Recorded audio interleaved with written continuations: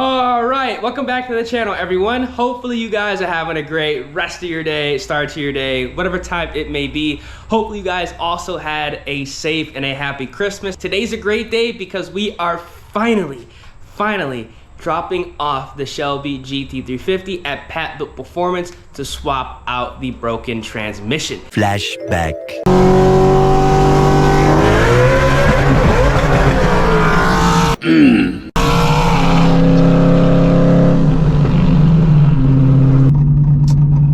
You gotta be kidding me, man.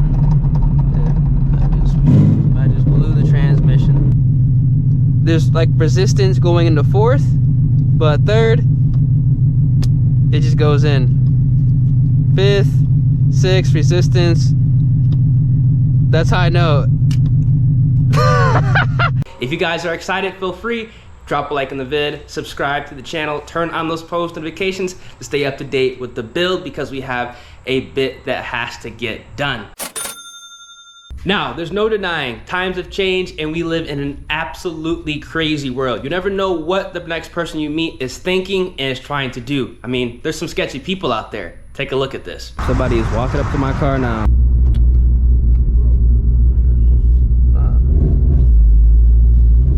See this shit? As a car enthusiast, one of the most important things is making sure myself and my ride is safe and secure. And happily, there's a company out there that believes the same as me. And that company is CarLock. Car theft is very real. Thousands of cars are stolen in the US every single day, 1 every 3 seconds. And it's very important that you are not part of that statistic and your car stays safe and secure. Now what we have here is a care package from CarLock. Everything you see is gonna be linked in the description. We have the actual CarLock device, which you connect into your OBD2 port. We also have the OBD2 extender, which you can use to further hide the CarLock device. Sometimes they are located in areas where it's difficult to go ahead and have this in a safe and secure spot. CarLock can send real-time notifications to your smartphone if the device is disconnected, vibrations detected, the vehicle is moved, or if the vehicle is turned on. You can also track your vehicle's location via the CarLock app, so you can always know where your vehicle is located. Now that's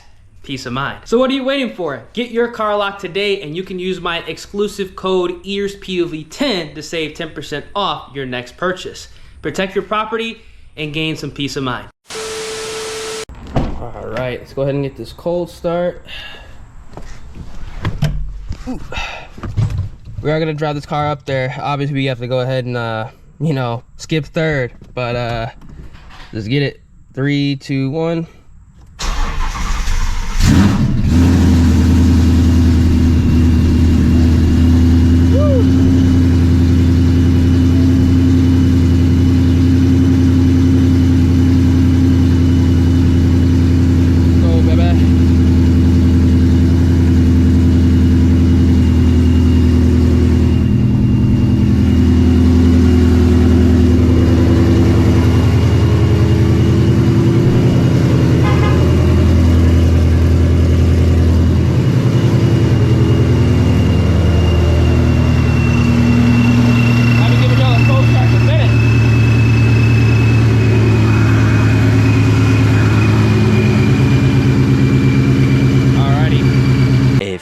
Moments later.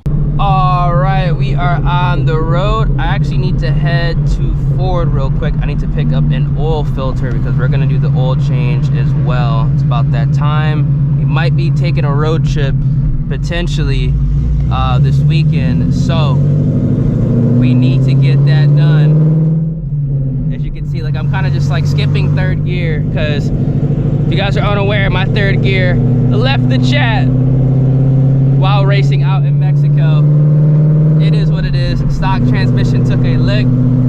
I have another replacement transmission at the shop, and then this one that's in the car right now that's broken, we are gonna get it built. Now I know some people missed it in my last video.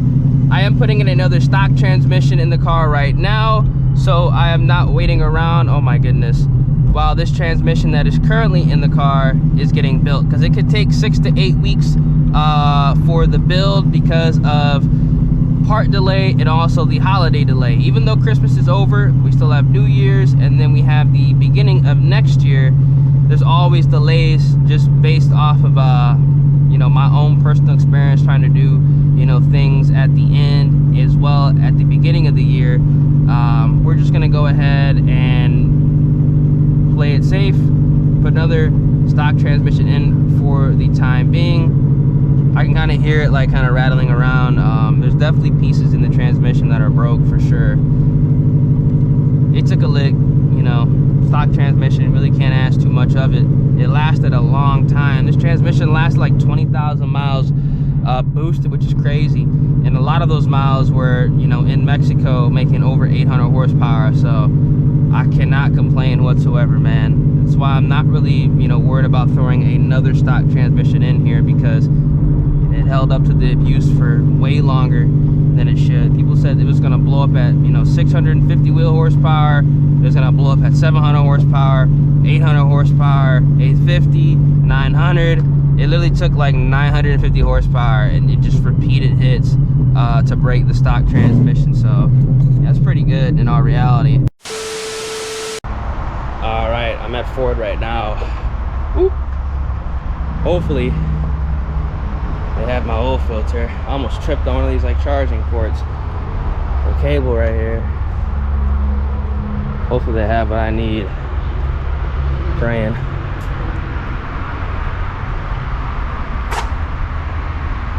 Oh no. Wait, no, it's Friday. I'm tripping. They open. A few moments later. All right, so bad news. They did not have the oil filter in the stock. First time this dealership did not have it in stock. Hopefully the dealership closer to the shop does, because if they don't, I'm not gonna go on this road trip, because I believe I have 2,500 miles on this oil change life, and I'm not about to go ahead and do like a 400 round trip on this oil change life. Forget that. Actually, I'm gonna tell y'all right now how many miles I got on this oil change life trip. Actually, it's 2,700 miles on here. So yeah, definitely not. Your phone and is reminding you definitely not. Assist is set to off. About to go ahead and head up to the shop. Hopefully they have a filter at the dealership closer. If not, it is what it is. Just come back and we'll be good to go.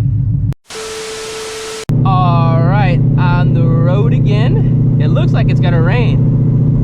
I really hope it does not rain, because it looks pretty bad up there. Jesus. Now, I know some people are gonna ask, why don't you just go ahead and swap a T56 Magnum in this car? Because that's what a lot of Shelby GT350 owners do when they want to push power. Now, I have a couple of reasons as to why I'm not gonna swap this car. Number one, this is a centrifugal supercharged car. It's not a Whipple or a twin turbo car. Usually when you swap to a T56, it's either a twin turbo car or somebody that's trying to push a lot of power with a Whipple. The way this car reacts with the ESS G3R, the 3160, and the stock gearing is perfect in my personal opinion, especially for how I drive the car. I'm used to the transmission. I like where the RPMs are at when the race starts, and I also like where the RPMs are at after I shift. The car stays in power band in between shifts, and I know for a fact that would not happen with the T56. I'd have to go ahead and change the rear end gears to like 456s, and that's just a lot of unnecessary work that just does not need to happen. Centrifugal supercharged car, I know for a fact I'll get a lot of life out of this stock transmission I'm gonna go ahead and put in. And I'll get a lot of life out of the built transmission that I'm gonna go ahead and put in as well. If this was a twin turbo car, it'd be another story. I'd be considering it, but to the fact that it's not, I'm not gonna do it. I guarantee you, if I was to go ahead and put a T56 Magnum in this car right now, it actually would go slower, 100%, due to the gearing and the RPM drop in between shifts. I'm just not even gonna go ahead and deal with that. I've seen a lot of T56 centrifugal supercharged cars, and their RPMs are either too low when they start the race, or the car just falls at a boost in between shifts, and I'm not about to go ahead and have that happen. That'd be a complete headache. It's just more money, more time that needs to be spent to dial in the setup that doesn't need to be done, because it already works. We're just gonna go ahead and you know, strengthen what already works. And also, I don't want to deal with the NVH, the additional vibration. That's just a little thing that, you know, the car already vibrates a lot, you know, because not only is it a flat plane crank, but, you know, we got the dumps.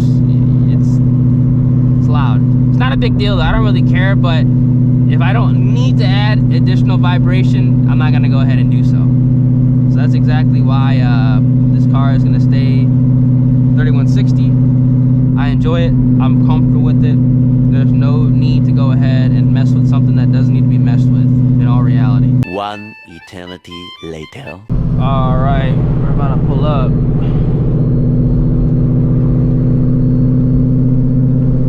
Somebody's grilling. That shit smells good too.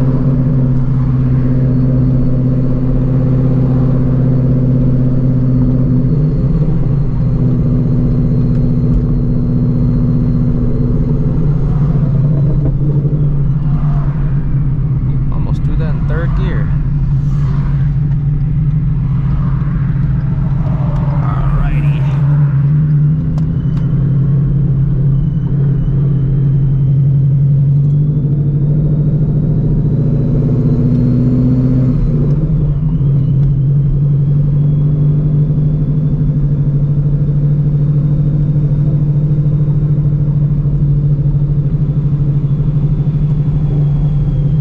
Transmission. Do they build transmissions in there?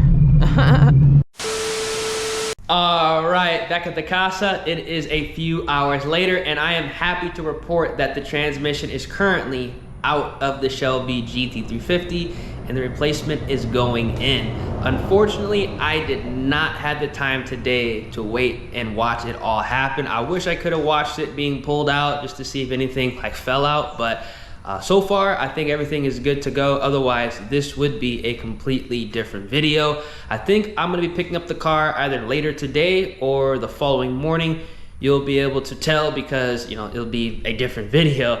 So yeah, stay tuned. I have to go ahead and make sure the car is shifting good under wide open throttle, and then we can take it to Mexico. So if you guys are excited for the build, feel free. Drop a like on the vid, subscribe to the channel, turn on those post notifications. Again, I will keep you guys up to date on the whole, you know, built transmission process, how long it takes.